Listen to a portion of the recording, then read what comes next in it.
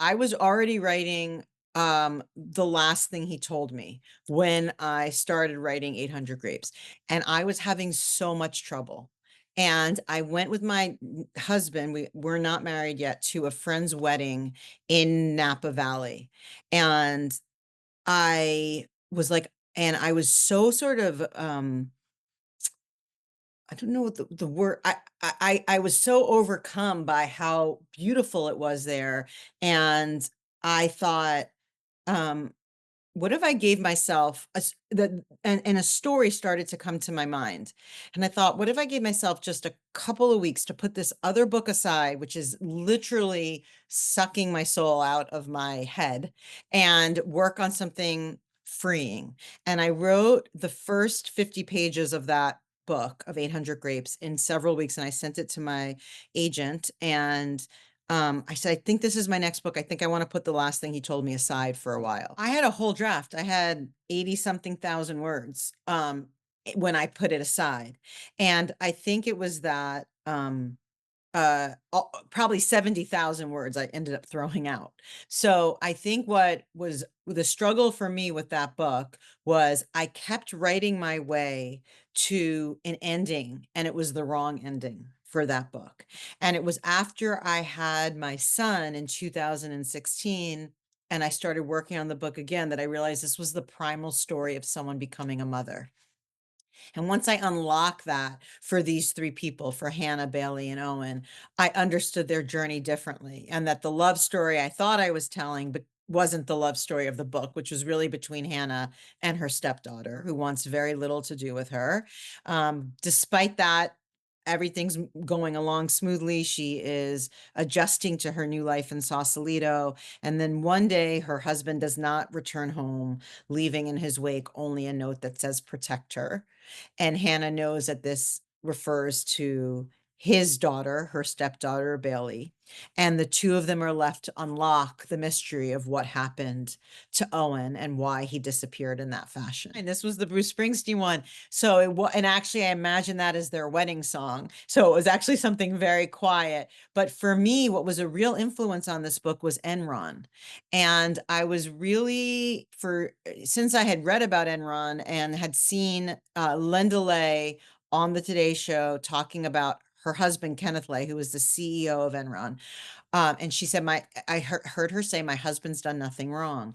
And I marinated on that for a long time because I started to imagine a woman who found herself in a paradoxical situation in which, leaving aside whether Linda Lay meant that or thought that, um, actually did believe her husband had done nothing wrong, and the FBI and the rest of the world is telling her otherwise.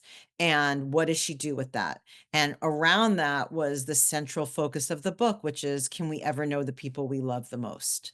And answering that question for her and for all these characters, I came to sort of a resounding yes. And that was the story I wanted to lean into.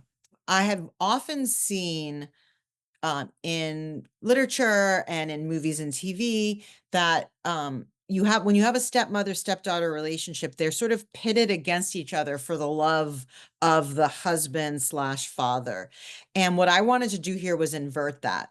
That the one thing these two women were sure of was how much this man loved them both. And that was the only thing joining them together. And they weren't but besides that, they were virtual strangers. So the one thing that they had in common that the rest of the world uh, didn't have in common with them was that they believed in this man's innocence and they believed that they knew him.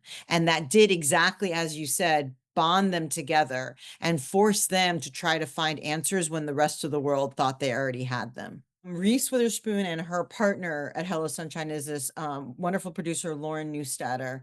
And they called me themselves and they said, we want to adapt this. And and my husband and I actually wrote it together, the first season of the show with a group of really wonderful writers. But they read it when the book was a manuscript. My film agent had sent it out. It was before it was even out in the world. And it was the middle of COVID. And we were, at home and you get this phone call and it was a Zoom. And um, it's sort of amazing, and it was sort of, surreal. Everything was sort of surreal in the world at that moment. We're all sort of at home, and it was super surreal. And it's just really it's wonderful when you find people who believe in your work and wanna put it into the world, and, it was really pretty special. It was a special time to try to write that. TV has different responsibilities, and so I get that, and I think that, um as a novelist, it's really good to keep that in mind. For me, what I wanted was that thematically, it was asking the same questions and coming to the same hopeful response. And that it was really highlighting the closeness of watching, Jennifer Garner, who is just so wonderful, playing Hannah Hall.